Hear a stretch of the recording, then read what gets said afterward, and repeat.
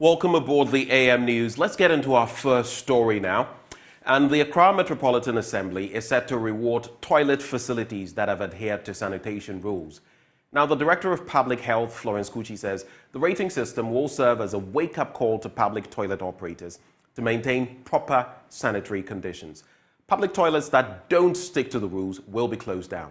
There's more in this report. Dirty and smelly nature of some public toilets is enough to force you to run home to ease yourself. City authorities across the country have slacked in ensuring the highest hygiene in public toilets, but it is changing fast. The Accra Metropolitan Assembly has quickened its steps to introduce star rating systems to improve sanitary conditions. Just like hotels receive stars, the AMA has commenced the assessment of public toilet facilities with a star rating system. Florence Kuchi is the head of the AMA Environmental, Health and Sanitation team. Public toilet is one of the main drivers of a smart city. You can't have a smart city without a public toilet, because public toilet improve the city economy. It improves the health of the city. It also improves the health of the public. We started this journey from the 2021. Where we launched the public toilet guideline. Today, we are now coming up to start with the star rating. The AMA sanitation team visited the Akakpo Company Limited public toilet facility at the Agbogloshi bus terminal for assessment. The facility ticked many boxes on the checklist but failed the hygiene test, so the facility was given a low rating. They would have scored 3 stars. But the ATP brought them down.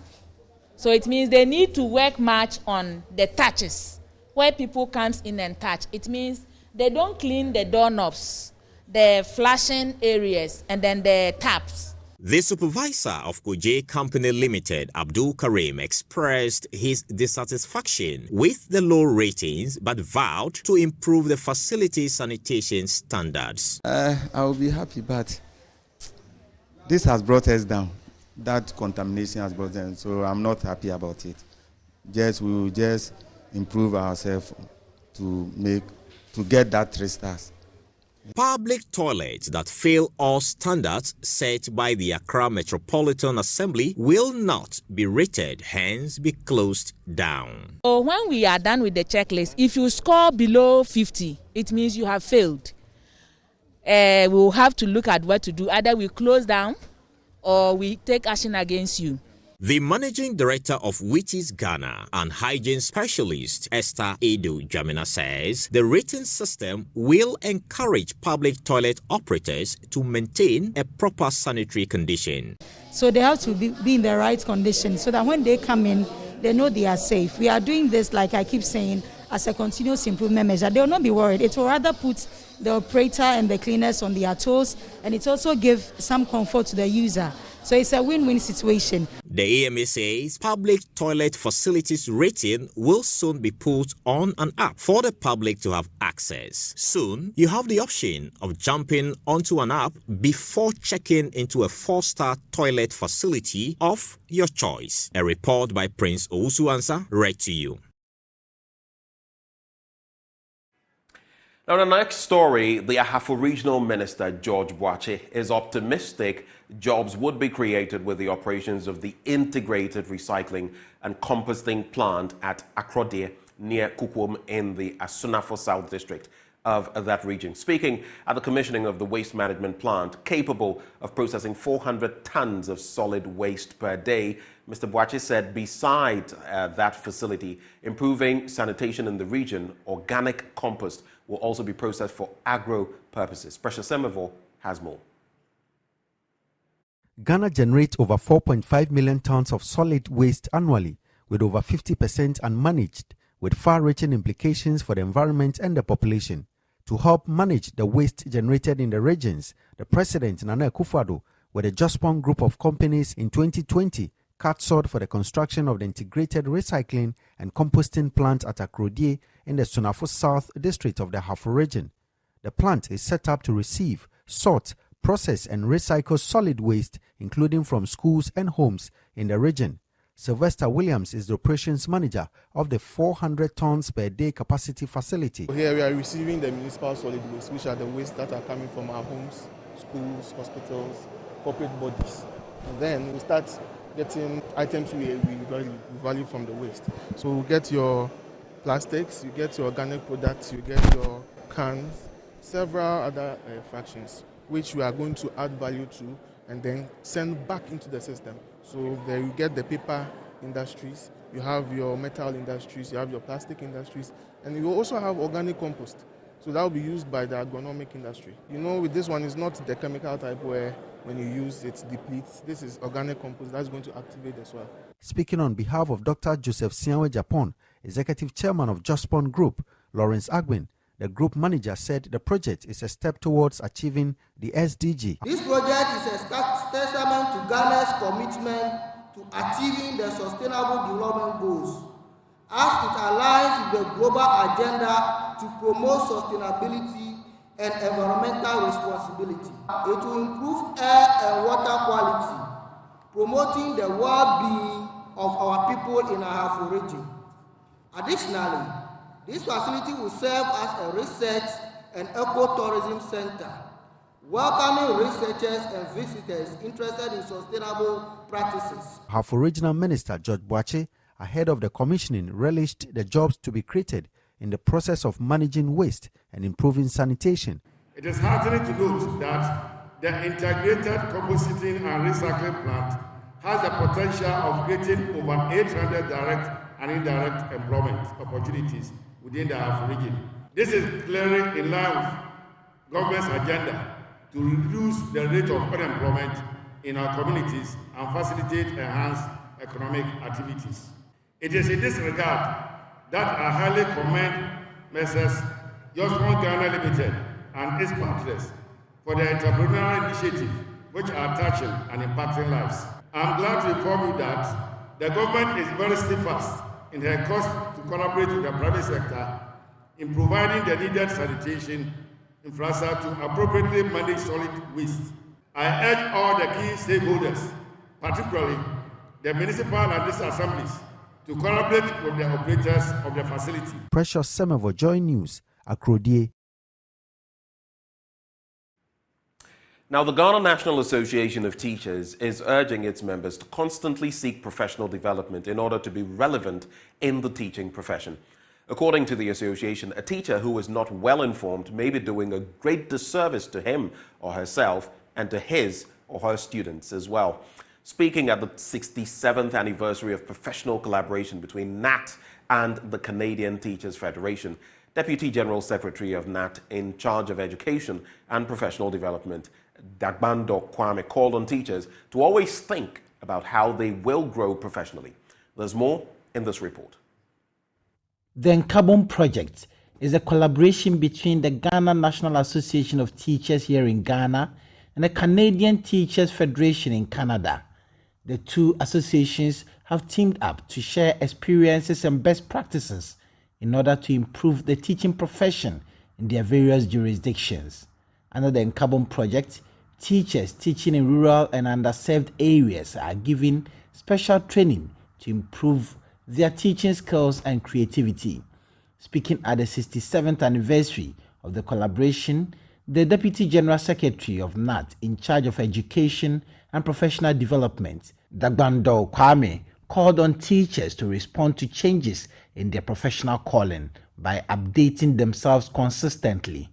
NAT, as a professional teacher union, believes in continuous education and professional development of its members because we are in an industry which requires constant updating of our knowledge to become useful. NAT believes that the future of the next generation is in the hands of the present crop of teachers, which meant that if the future of Ghana is to move on, then teachers will play a pivotal role. As a vibrant, resilient, proactive, and results-oriented teacher union in Ghana, we cannot afford to fail the Ghanaian society, which has entrusted the future of the country into our hands. We would want to encourage other stakeholders, especially government, through the Ministry of Education, to provide the district directorates with resources to emulate this shining and good example that is being put out by the Ghana National Association of Teachers. Team lead of the Canadian Teachers Federation, Linda Geller, says the Federation will continue to support NAT to continue building a resilient professional association in Ghana. I was part of gender and culture. So in ours, we talked about gender, and we also talked about teenage pregnancy, and we also talked about violence. And what do we do in our schools as teachers, as adults, as educators to support our young people?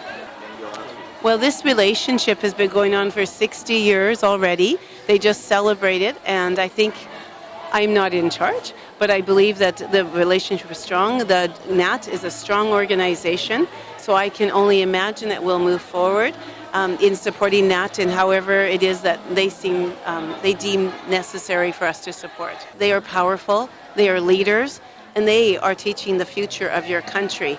So they need to make sure that they are doing the best to ensure the best possible education for each and every one of their each and every one of the children that's in the classrooms. Oh, we don't have, through my organization, no, we don't have that. Are there? I don't know. The course also focused on gender issues and encouraged greater community participation in the development of education in their respective communities.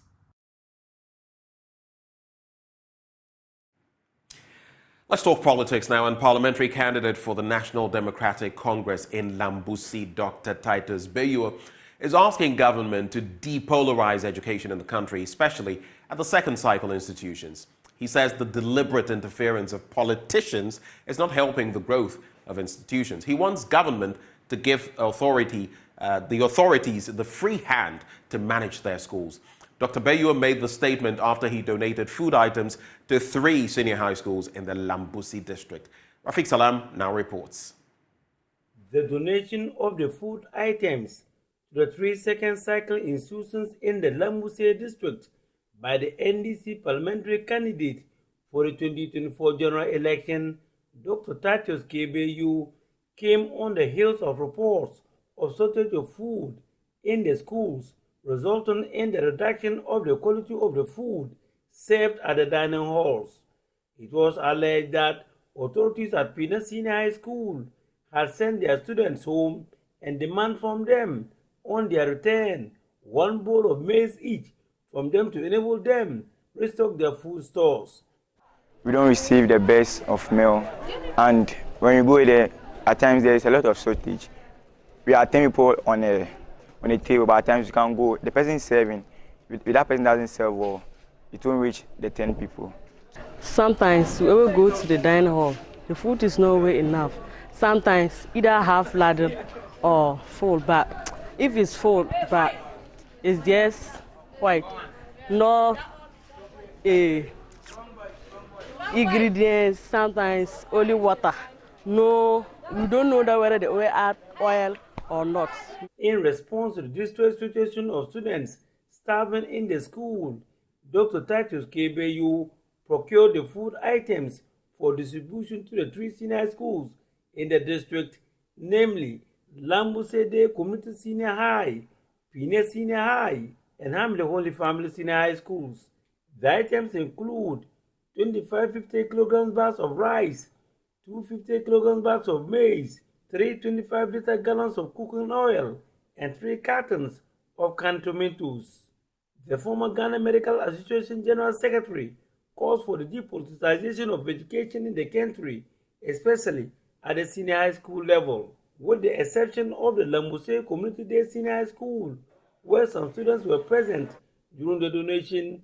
It was different at Pina and Hamley Holy Family Senior High Schools. Dr. Titus Bayua spoke of the challenges that he encountered in his attempt to donate the food items to the schools. People, citizens of this district, are willing to come and help their own children. And if people see or hear what has happened with my donation, it is going to put other people away. So let's allow the heads of institutions to use all their technical acumen that they have learnt to manage our schools. They are the managers. Let's allow them to manage our schools. And when they need help and ask for help, let us allow them to receive that kind of help. And when they have not even asked and people are willing to donate to help, I don't see why we should be putting impediment in their way. So I would ask that all governments should make it an effort, not only in our district, but across the country, to depoliticize our educational institutions. The culture of silence is becoming too much, where everybody is scared to speak. And I don't think that is fair. He blamed the Lamuse District Chief Executive, George Naluri, of preventing him from having access to the students, accusing him of issuing a fatwa directing heads of the various schools not to grant audience to him on the premises of the schools, but to send representatives from the schools to pick up the food items at a point. Chairman of the Parent Teacher Association of the Lamuse Community Day Senior High School, Baloro Emil, who received the food items on behalf of the school, thanked Dr. Tatius Bayu for the donation, noting that it will reduce the number of ulcer cases at the school.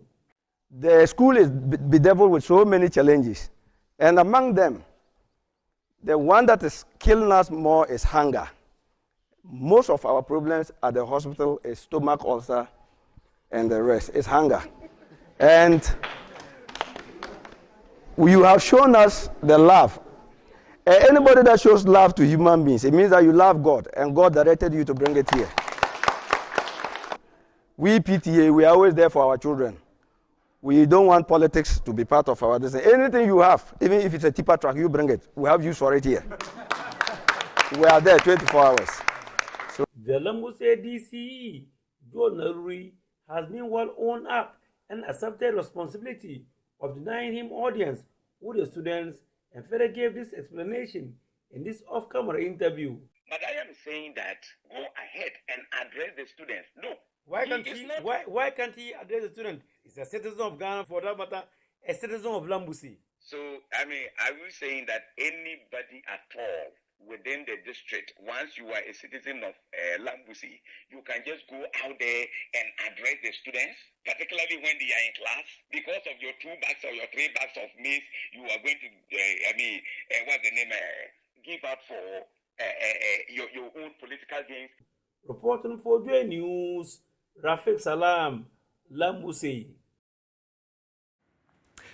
An architect is calling on municipal and district assemblies to reject building plans that lack ventilated roofing.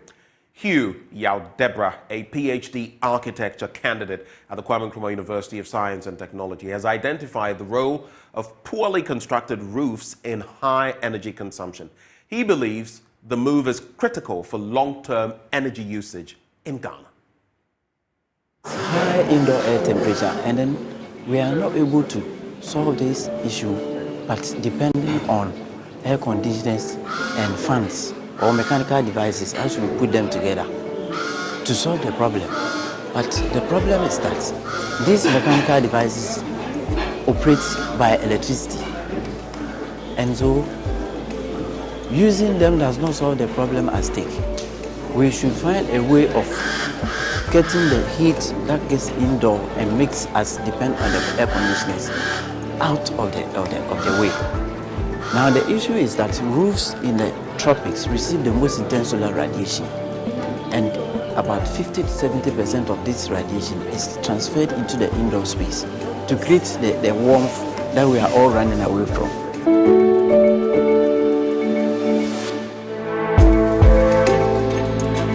We should be able to find a kind of roofing sheet that we will use, and then it will reflect the heat rather than bringing it indoors and then eventually going to depend on air conditioners.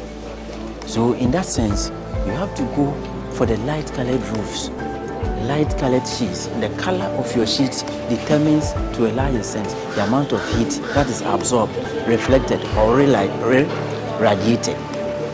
So the lighter the color, the higher the percentage of the incident solar radiation that is reflected, so it doesn't get into the indoor space in the first place. So color is the key. Pitch, the angle with which you design your roof, you build your roof, is the second most important factor that needs to be considered. The higher the pitch, the lesser the amount of heat that comes into the space. So when you have a flat roof, you are transferring so much heat indoors, and then it will affect your energy consumption. The roofing systems that we have are not ventilated, and ventilating the roof takes away 50% of the heat that is transferred from the roof into the indoor space. Just ventilating the roof, providing what? Roof ventilation, openings on the roof. We don't do it. People are saying that they know that ventilating the roof will take this heat out, but they don't do it in practice. So the recommendation is that building regulation, when you want to get a building permit, you should make it part of the deal. If the roof is not ventilated, this assembly should not approve your drawings. And on that roofing note, we cap off the news. But stay with us. The news review is right up next.